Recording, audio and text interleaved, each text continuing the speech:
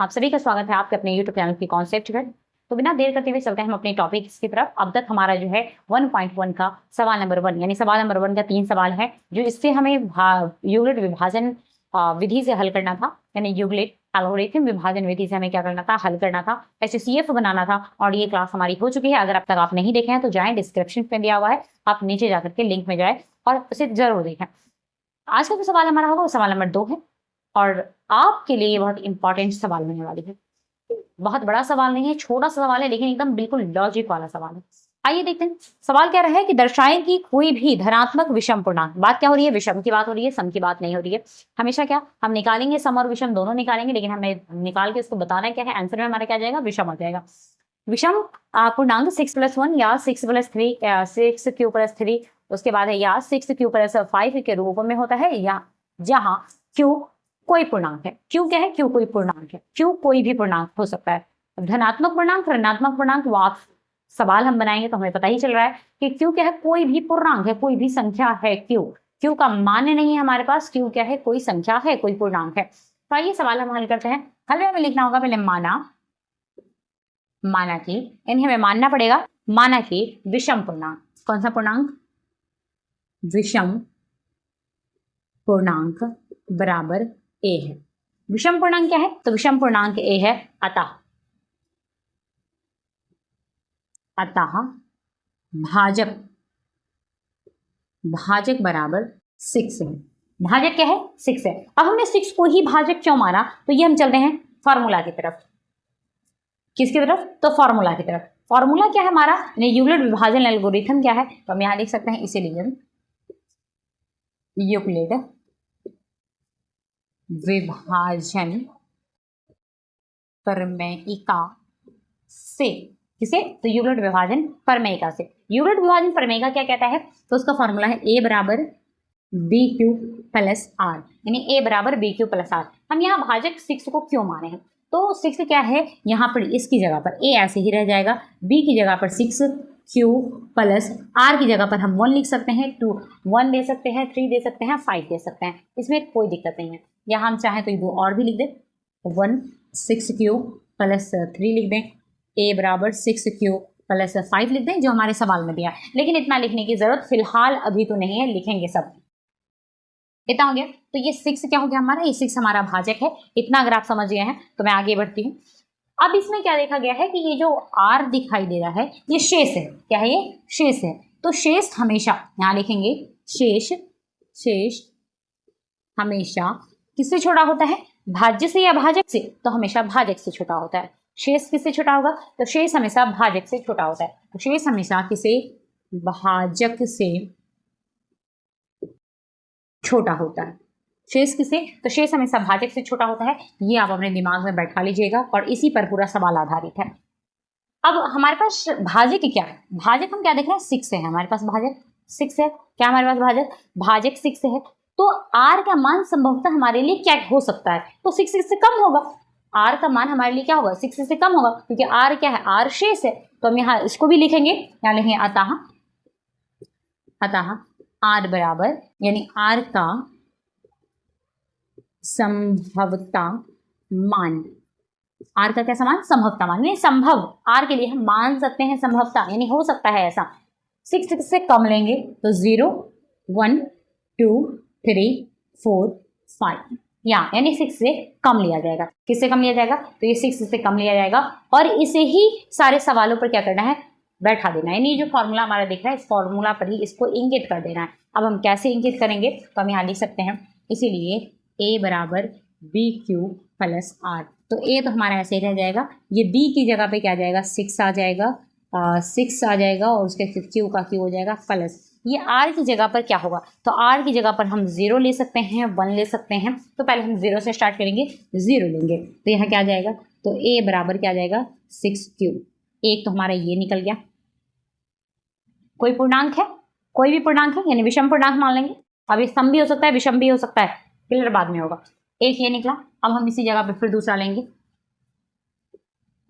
दूसरा हम क्या लेंगे, तो फिर लेंगे a+6Q+1 लेंगे, यहां से 1 ले लिया, तो इसको हम, सॉरी, a बराबर, तो हम क्या लिख सकते हैं इसको, ए बराबर 6 क्यू, ये ऐसे ही रहेगा। उसके बाद हमारा क्या है, बी हम ले सकते हैं, तो ए बराबर 6 क्यू प्लस 2 ले सकते हैं, ए बराबर 6 क्यू प्लस 3 ले सकते हैं, ए बराबर 6 क्यू प्लस 4 ले सकते हैं, ए बराबर 6 क्यू प्लस 5 ले सकते हैं। 6 हमें नहीं लेना, यानी इतना आपको क्लियर हो गया होगा, क्योंकि इसमें बहुत बड़ी चीज़ें हैं नहीं। अब यहाँ हम ये चेक करेंगे कि कौन कौन सम है कौन विषम है, बस थोड़ा सा दिमाग लगा लेना है। जो 2 से भाग लग जाएगा सम, जो 2 से भाग नहीं लगेगा विषम, इससे ज़्यादा कुछ दिमाग लगाना ही नहीं है। 2 से भाग लग जाएगा सम और 2 से भाग नहीं लगेगा विषम। अब यहाँ देखते हैं, अगर इसमें हम 6 को तो हम 2 से काट सकते हैं, यानी ये सम हो जाएगा। 6 को अगर हम 2 से काटें तो 6 2 से कटेगा, यानी सम हो जाएगा। उसके बाद अगर हम इसमें हैं तो इस दोनों में, एक में तो 6 से लगेगा, इसमें नहीं लगेगा, 1 में नहीं लगेगा, तो एक ये हो गया हमारा विषम।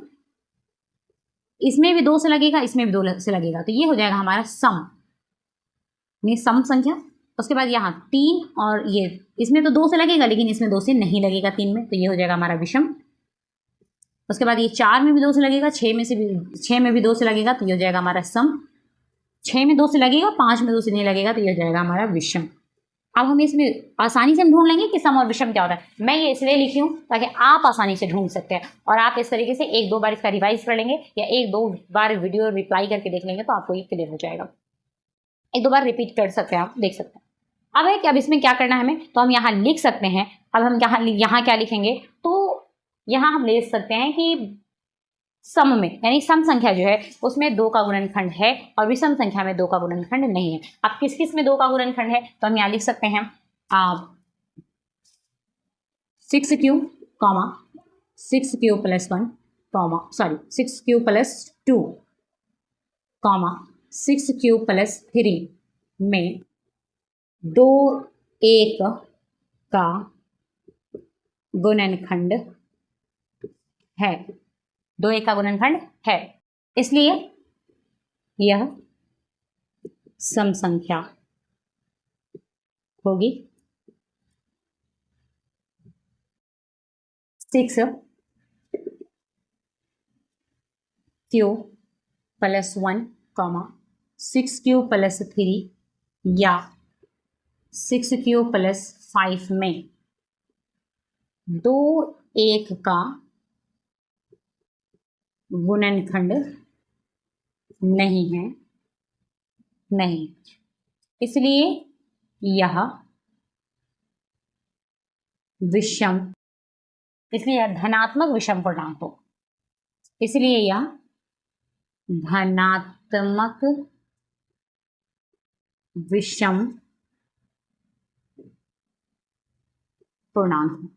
मतलब हमारा धनात्मक विषम पूर्णांक क्या आ गया, तो धनात्मक विषम पूर्णांक क्या जाएगा, एक ये वाला धनात्मक विषम पूर्णांक है, ये हमारा धनात्मक विषम पूर्णांक है, और ये हमारा धनात्मक विषम पूर्णांक है। और हमें दर्शाना था, सिद्ध करना था, तो हमने सिद्ध करके साफ साफ दिखा दिया कि धनात्मक विषम पूर्णांक क्या होता है।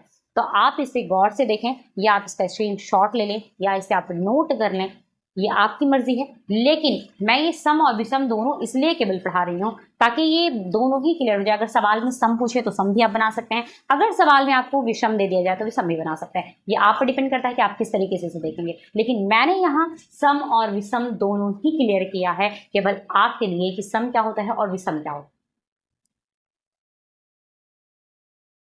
देखते हैं अपना सवाल नंबर 3। सवाल नंबर 3 क्या कह रहा है कि किसी परेड में किसी लाइन में 616 सदस्यों वाली एक सेना, यानी आर्मी, सेना किसकी, तो आर्मी, यानी एक सेना की टुकड़ी को 32 सदस्यों वाली एक आर्मी बैंड के पीछे मार्च करना है। कहा जा रहा है कि कुल जो सदस्यों की संख्या है वो 616 है, और 32 क्या कह रहा है, कुल सदस्यों की संख्या कितनी है, तो 616 है, और उस 616 में की टुकड़ियों को 32 सदस्यों वाली एक आर्मी बैंड के पीछे मार्च करना है। मतलब 32 सदस्य वाली जो एक लाइन है उसके पीछे क्या करनी है, उसको खड़ी करनी है।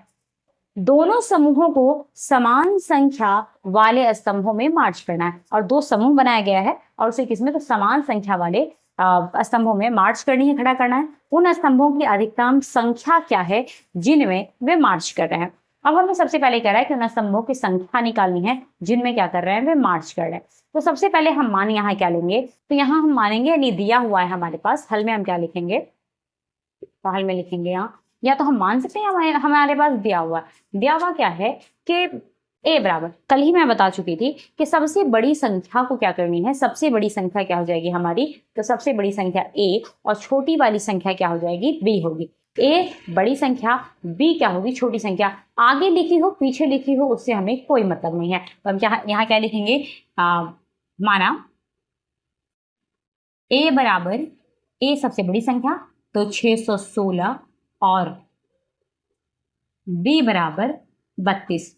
बनाना हमें किस विधि से है, तो ये बनाना है यूक्लिड विभाजन एल्गोरिथम विधि से। किस विधि से, तो इसीलिए यूक्लिड विभाजन एल्गोरिथम विधि। हम विधि लिख सकते हैं या पर प्रमेयिका लिख सकते हैं, इसमें कोई दिक्कत नहीं है। या तो हम विधि लिख सकते हैं या इसको हम क्या लिख सकते हैं, तो प्रमेयिका लिख सकते हैं। अब हमें क्या करना है, इसका सवाल बनाना है। तो ये इसका फॉर्मूला क्या होता है, ए बराबर बी क्यू प्लस आर। ये तो हम कल से पढ़ते ही चले आ रहे हैं कि इसका फॉर्मूला क्या होगा। तो यूक्लिड विभाजन एल्गोरिथम का जो सूत्र है, फॉर्मूला है, ये यूक्लिड विभाजन नहीं यानी यूक्लिड साहब ने दिए थे, और क्या दिया था, तो ए बराबर बी क्यू प्लस आर है। ए बराबर बी क्यू प्लस आर होगा। अब इसे हमें रफ करना होगा। रफ करने के लिए क्या करेंगे, छोटी संख्या से बड़ी संख्या का महत्तम बनाएंगे, यानी HCF बनाएंगे। तो 32 से हम क्या बनाएंगे, 616। अब देखते हैं कि 616 जो है वो कितनी बार में लगता है। 616 जो है वो 32 से कितनी बार में लगता है, तो देख लेते हैं, 8 से लगा के देख लेते हैं। डायरेक्ट 8 दूनी 16 और 6 बार 8 8 के 24, 8 तिया 24, ज़्यादा कुछ कम नहीं हो रहा है, काफ़ी कम है। तो देखते हैं, अगर हम 32 से लगाएं तो, अगर हम एक बार लगा देते हैं 32 से, तो इधर से एक हाथ से ले लिए तो क्या बचा हमारे पास 11, तो 8 9 10 11 यानी 9, और यहाँ क्या बच गया, काफ़ी हो जाएगा।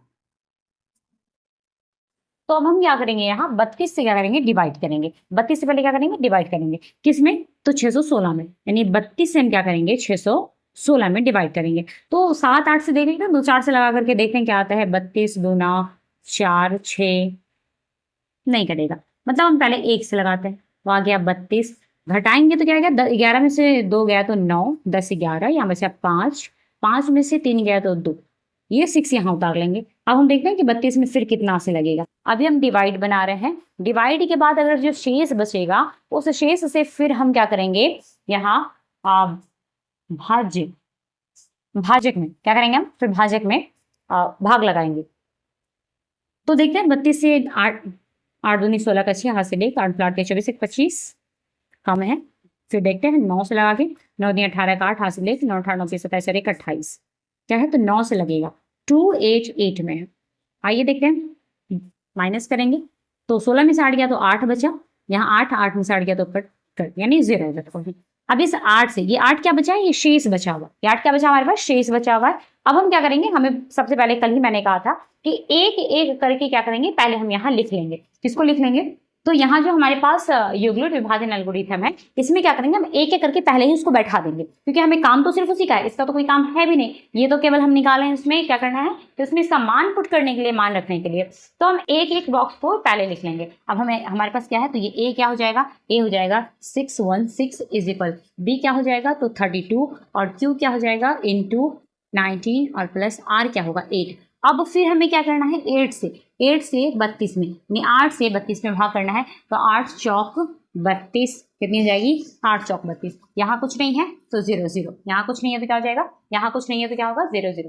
तो अब हम क्या देंगे, यहाँ लिख देंगे 32 is equal 8 into 4 plus 0। Clear है।